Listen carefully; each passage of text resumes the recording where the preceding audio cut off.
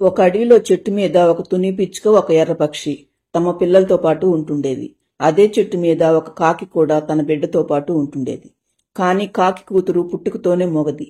తన బిడ్డ అందరి పిల్లల్లాగా మాట్లాడలేకపోవడంతో కాకి ఎప్పుడూ దిగులు పడుతూ ఉండేది. పైగా చెట్టు మీదున్న తుని పక్షి, ఎర్రపక్షి కాకి దాని కూతురు నల్లగా ఉన్నారని వాటిని ఎప్పుడూ అవమానిస్తూ చిన్న చూపు చూస్తూ ఉండేవి. కాకికి మాత్రం ఆ రెండు పక్షులతో స్నేహం చేయాలని ఉండేది.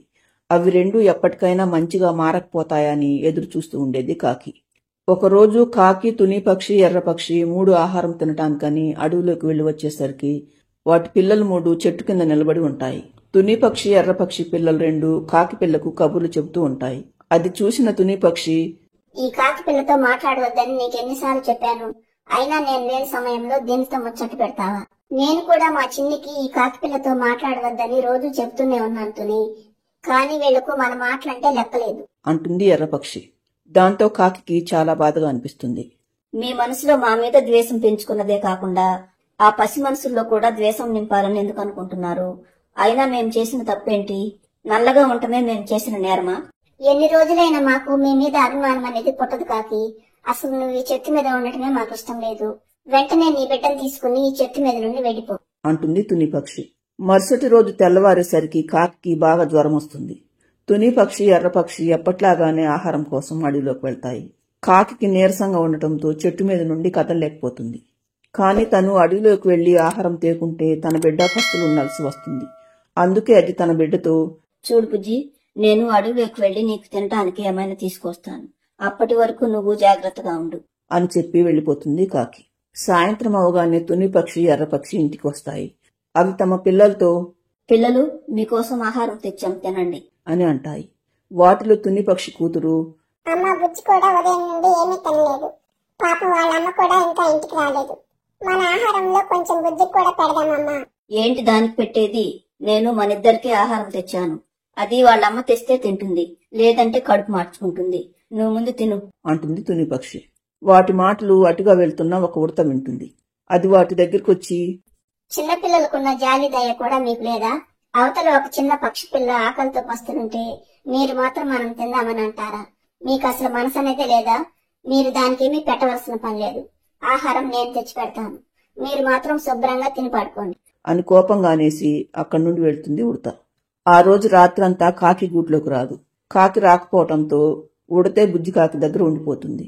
మరుసటి రోజు తెల్లవారిన తరువాత వస్తుంది కాకి. కాకి రాగానే ఉడత, నిన్నంతా ఎక్కడికి వెళ్ళావు మిత్రమా? రాత్రంతా మీ బుజ్జి నీ కోసం ఏడుస్తూనే ఉంది తెలుసా? నిన్న నాకు బాగా జ్వరం వచ్చింది ఉడతా. నా బిడ్డ కోసమని ఆహారం తేవటానికి అలాగే అడవిలోకి వెళ్లాను. కానీ జ్వరం మరీ ఎక్కువ కావటంతో అడవిలో ఒక చోటాసులో తప్పి పడిపోయాను. మెలకు వచ్చి చూసేసరికి రాత్రి అయింది. చీకటిలో ఇంటికి దారి తెలియకపోవడంతో తెల్లవారిన తర్వాత ఇంటికి వస్తున్నాను. ఇక నుండి నువ్వెక్కడికైనా వెళ్తే నాతో ఒక మాట చెప్పి వెళ్ళు కాకి, అంతేకాని ఆ మగ పిల్లలు బాధ పెట్టకు అంటూ అంతకు ముందు రోజు జరిగిన విషయం మొత్తం కాకికి చెప్తుంది ఉడత. వాళ్ల సంగతి మొన్ననే నాకు బాగా తెలిసింది ఉడతా. వాళ్ళు ఎప్పటికైనా మారుతారని ఎన్ని రోజులు ఎదురు చూశాను. కానీ వాళ్ళు మారరని నాకు అర్థమైంది. అందుకే నేను కాస్త కోలుకోగానే నా బిడ్డను తీసుకుని వేరే చోటుకు వెళ్లిపోవాలని నిర్ణయించుకున్నాను అంటుంది కాకి. 2 రోజులు కాగానే కాకికి జ్వరం తగ్గిపోతుంది. మనం ఉండటానికి వేరే చెట్టు చూసి వచ్చి నిన్ను తీసుకువెళ్తానని తన బిడ్డకు చెప్పి అడవిలోకి వెళ్తుంది. కాని అది తిరిగి వస్తుండగా దానికి తుని పక్షి కూతురుని ఒక గద్ద తనతో తీసుకువెళ్తూ కనిపిస్తుంది. తుని పక్షి కూతురు అరుస్తూ జారి కింద పడబోతుండగా కాకి వెంటనే వచ్చి పిచ్చుక పిల్ల కింద పడకుండా కాపాడుతుంది. మరోవైపు తుని పక్షి, ఎర్రపక్షి చెట్టు దగ్గరికి వచ్చేసరికి తన కూతురు కనిపించకపోవడంతో ఎర్రపక్షి బిడ్డతో తుని పక్షి, ఏంటి చిన్ని, నువ్వు ఒక్కదానివే ఉన్నావు? చిట్టి అక్కడ? మీరిద్దరూ అడవిలోకి వెళ్లి ఎంతసేపటికి రాకపోవడంతో నేను చిట్టి మిమ్మల్ని వెతుక్కుంటూ అడవిలోకి వచ్చాను పిన్ని. అప్పుడు ఒక గద్ద చిట్టిని ఎత్తుకుని వెళ్ళింది. అయ్యో, నా బిడ్డను గద్ద ఎత్తుకుపోయిందా? ఇప్పుడు ఎలా?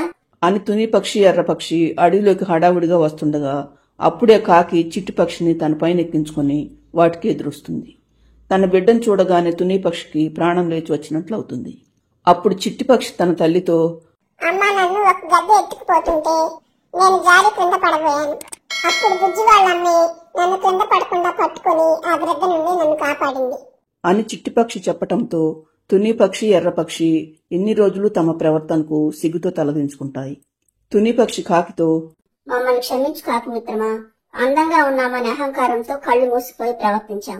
ఈ రోజు నువ్వే గనుక లేకపోతే నా బిడ్డను ఇలా ప్రాణాలతో చూసేదాన్ని కాదు. నేనొక్కదాన్ని అయితే చిట్టుని కాపాడటం కష్టమే ఎత్తునే. సమయానికి నాతో పాటు నా స్నేహితులు కూడా వస్తుండటంతో ఆ గ్రద్ద భయపడి పారిపోయింది అంటుంది కాకి. తరువాత తుని పక్షి ఎర్రపక్షి కాకిని చెట్టు వదిలి ఎక్కడికి వెళ్ళవద్దని చెప్పి అప్పటి నుండి కాకితో చాలా స్నేహంగా ఉంటాయి. ఫ్రెండ్స్, ఈ స్టోరీ నచ్చితే లైక్ చేయండి, ఛానల్ను సబ్స్క్రైబ్ చేసుకోండి.